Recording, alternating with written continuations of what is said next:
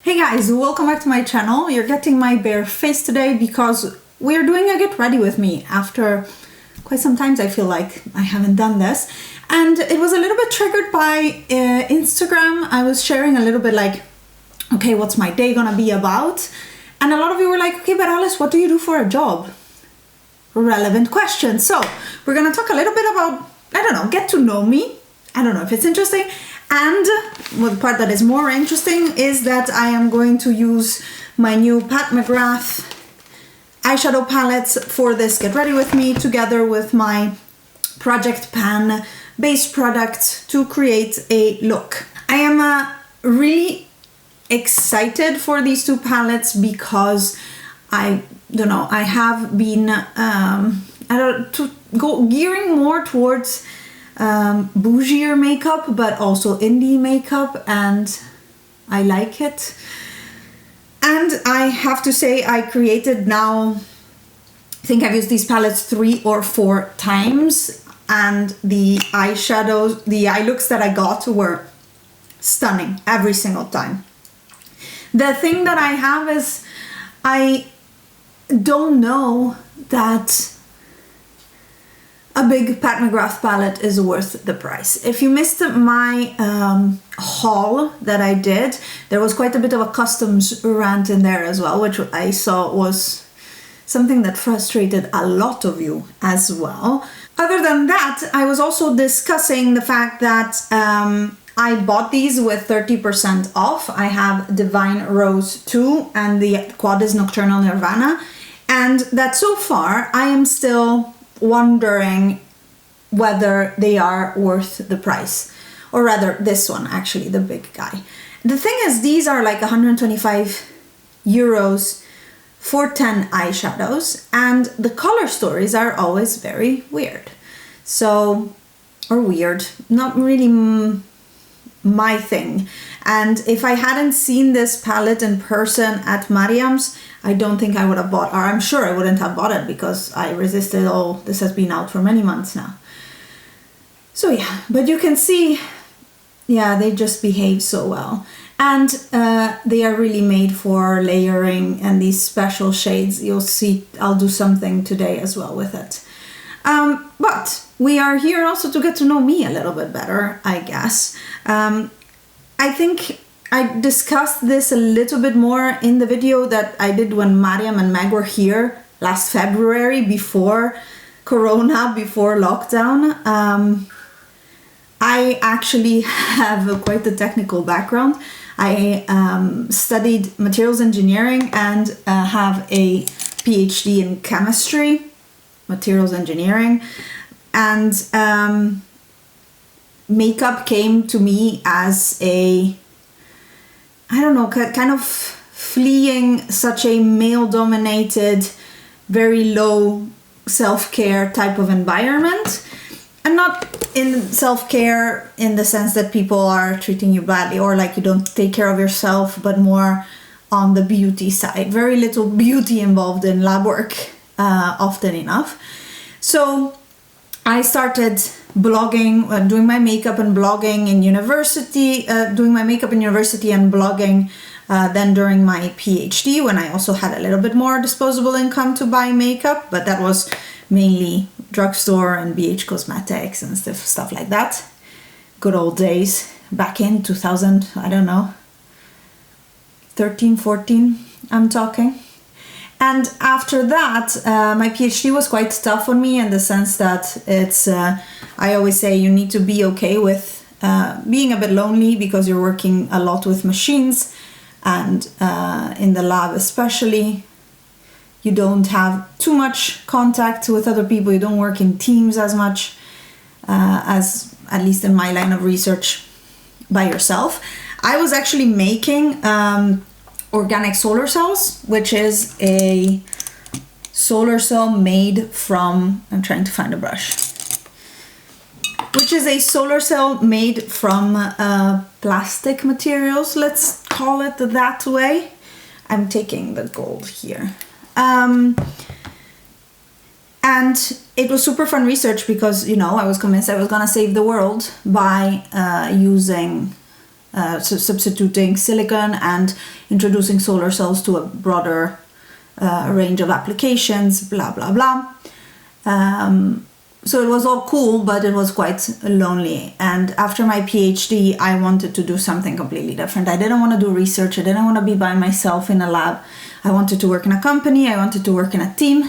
And my dream was always to do project management, because I thought I was always very good at organizing stuff.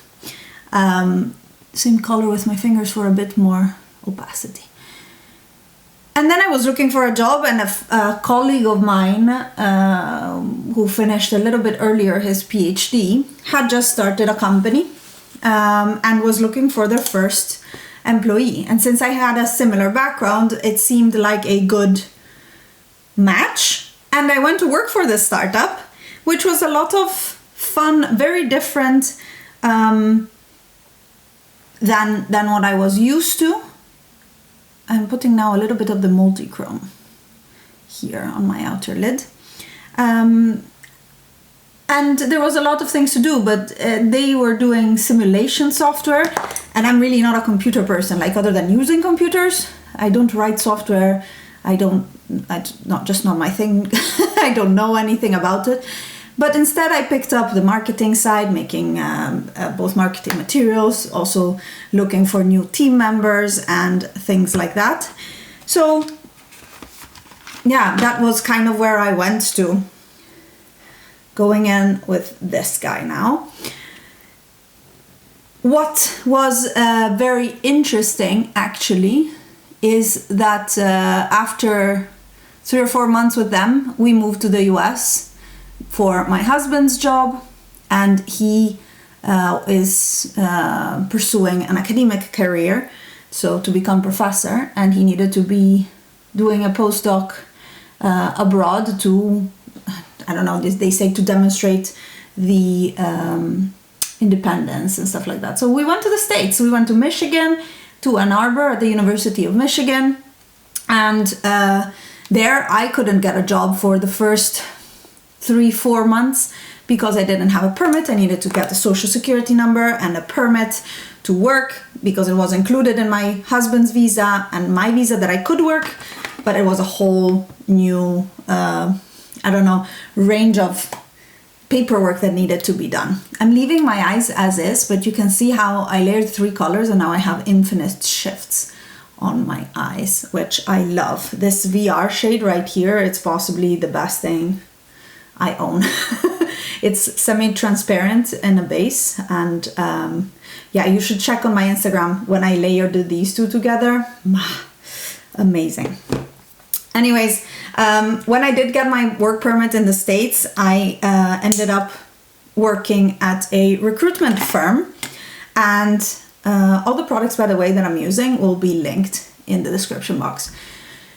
And I actually really liked recruiting because I liked talking to people, and I learned a ton of stuff that isn't my own topic, and also a lot of skills. Among which, actually, one of the best ones is when I was recruiting, I don't know, salespeople making $200,000 a year in my little just out of university person, and engineers with a lot of experience, and people would look me up on LinkedIn and say, "Oh, you're so young, you don't understand anything." And I was like, okay, I may not understand your topic, but I have a PhD in my own topic, so I think if you explain it to me, I can understand at least at a level that will help me and you together to determine if this job is the right one for you. Lots of life skills and, talking to people and dealing with cocky salesmen, like business developers at a high level in a company. They are so arrogant, which is all skills that are really helping me in my job right now. After the US, we came back after a year and a bit, which was very sad because I lost access to Ulta, Colourpop, and all of those good things, which were the very few good things that I found. I'm a big European lover. I'm European, so I just like the way we do things a little bit better. But that is maybe a discussion for another day, and I don't want to offend anybody, of course. But after we came back from the States, I actually got in contact again with the people I worked in the startup here in the Netherlands after my PhD, and they offered me another job as operations manager, which is what I'm doing now. I accepted it because I really loved the startup environment, and as much as recruiting is fun, it's not my life's work. I find it a little bit too limiting and too little in terms of activities, and I thrive when doing a lot of different things.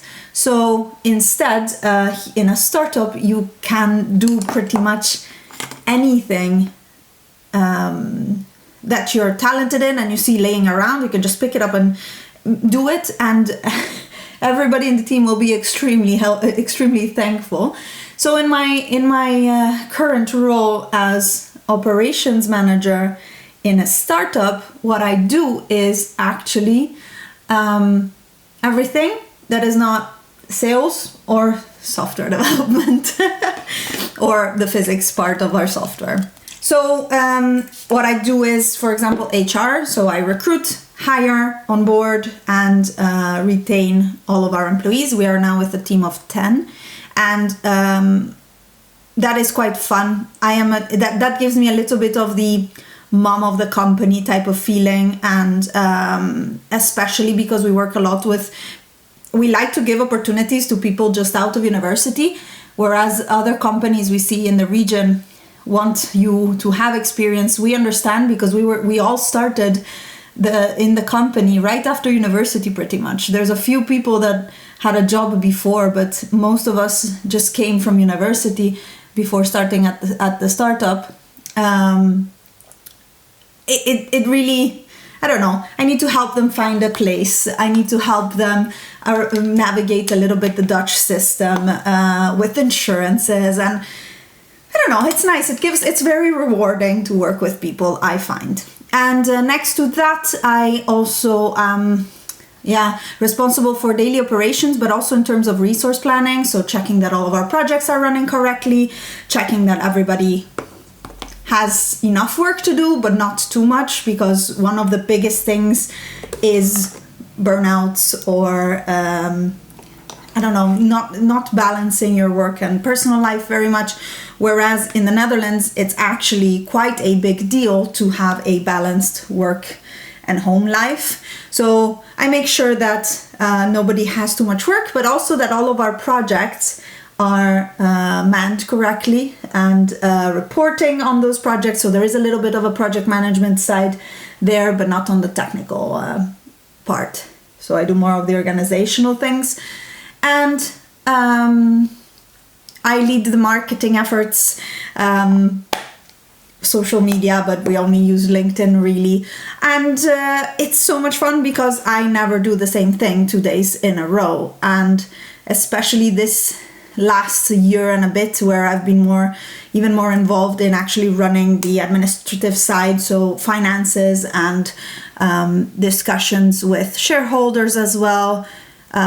It's super interesting. I'm kind of unofficially number 3 of the company. I assist the CEO and the CTO on a lot of matters, and I am listened by, like, they listen to me and they take my advice in consideration when making strategic decisions in the company. And I think that is something so precious. It gives me so much satisfaction that I don't know, I don't think you can ever find a position like this at 30, what am I? 33.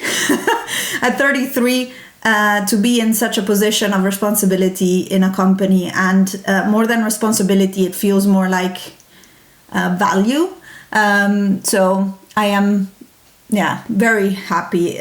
My company, my job is my family. The team is people that I feel are my responsibility to keep, at least on the job, on the professional side, happy, and to keep them stimulated and encouraged and motivated. I really like that part of my job as well.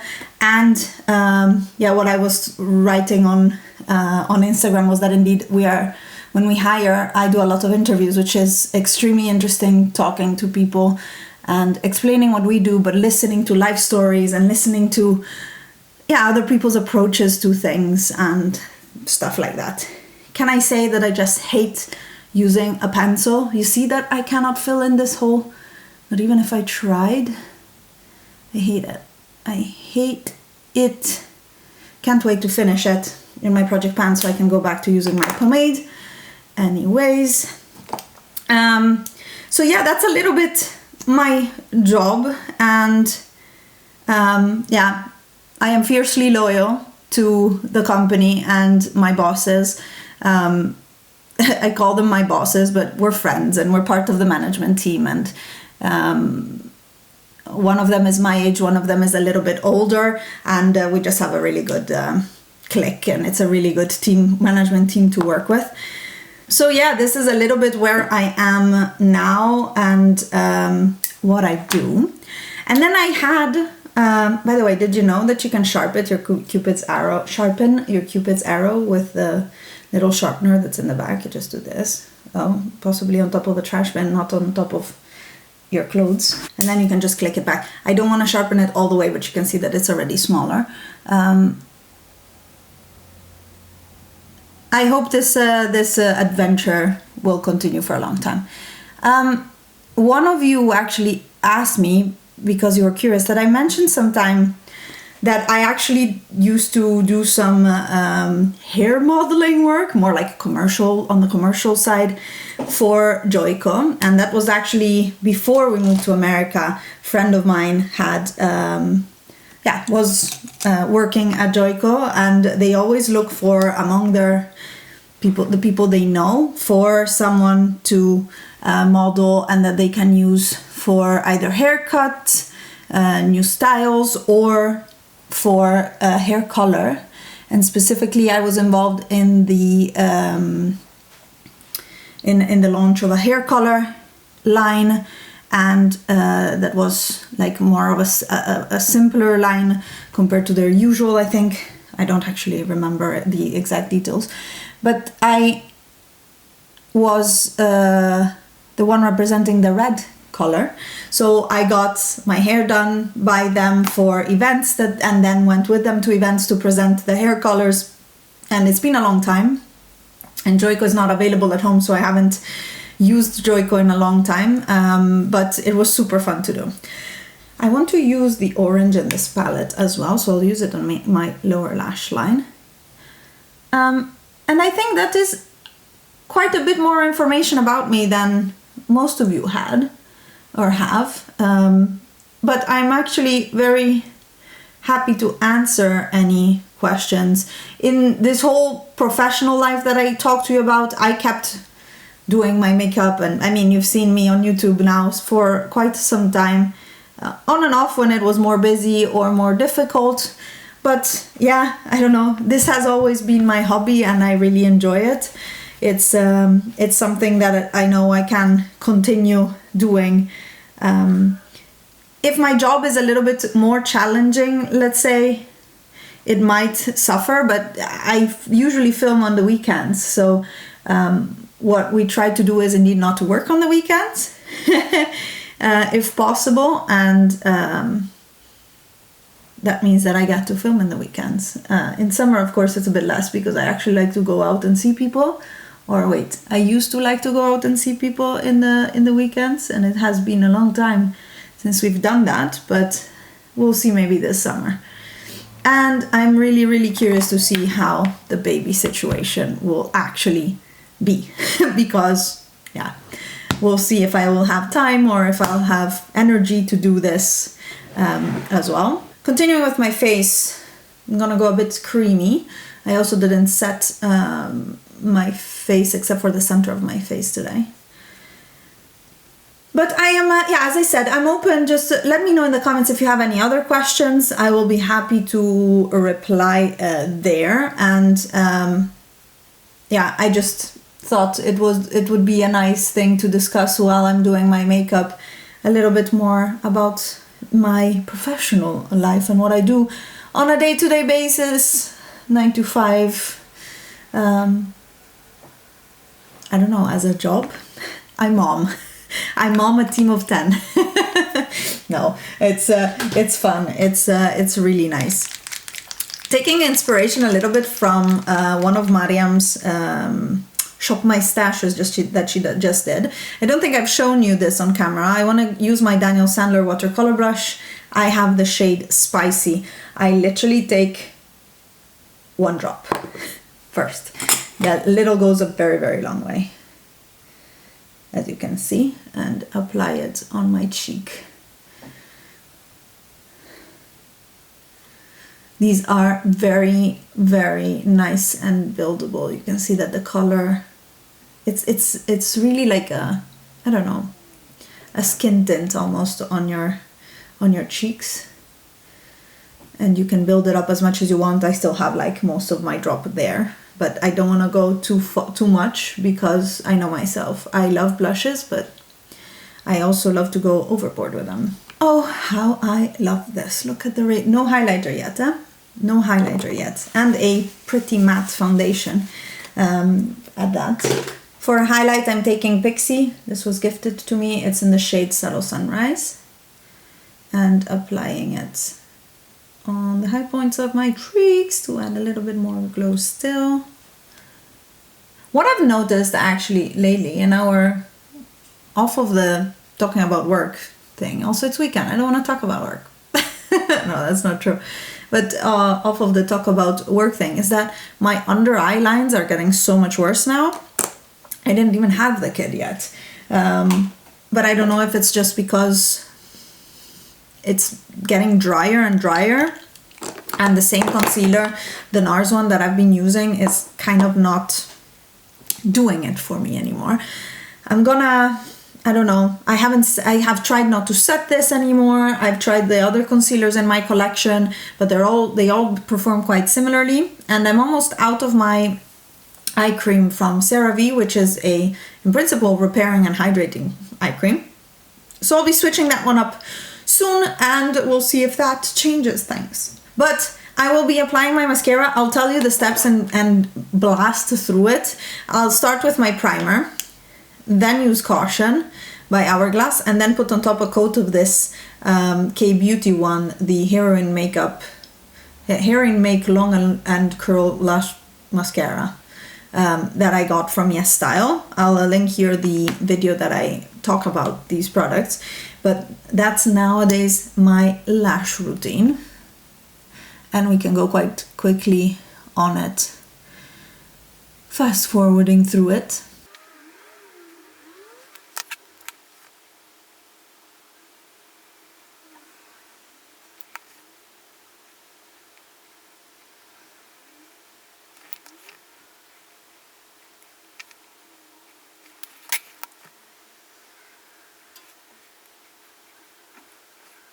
Here we go, Infinite Mascara later. I just don't like either of the two mascaras I'm using, so I'm trying to make it work to get somewhat of a decent lash look, but I mean, questionable. For lips, I'm gonna start with my Project Pan lip balm because I'm using a matte lipstick, which is a bit of a pain to use. I'm just not gonna smear it too much out of my lip line if I can. And the lipstick I want to use is Platonic Love by Nabla Cosmetics, and it's the most beautiful off red, but it's very, very, very matte. So now you can see it just applies a lighter color, a lighter layer, but it's super easy to transfer. So that is my solution to this Nabla lipstick.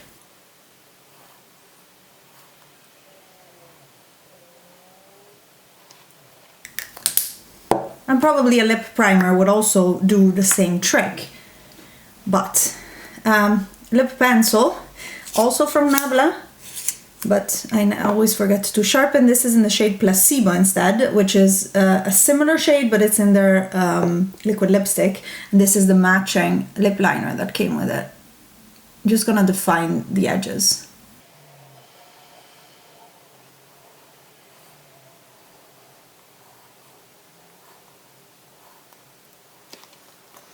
there we go. Every time I feel flowery or something like that, and the color in the crease really reminds me of that, I love this lipstick.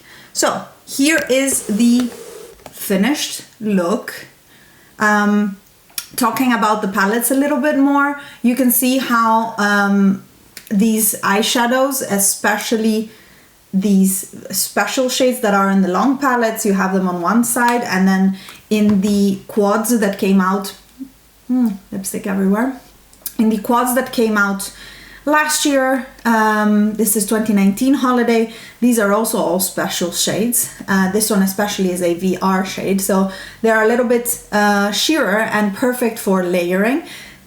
And I think that is one of the biggest discoveries for me in terms of Pat McGrath and new ways to use the color stories. I love the pop of green that this one added to the Divine Rose 2, because yeah, Divine Rose 2 is quite pink heavy in my brain, and it's a bit difficult to find the right combinations. I'm sure February and March it will be perfect when it's more spring and Valentine's Day type of deal, and yeah, I'm happy. I hope you enjoyed this video and getting ready together. If you have any questions, just let me know in the comments down below. I'll be happy to answer.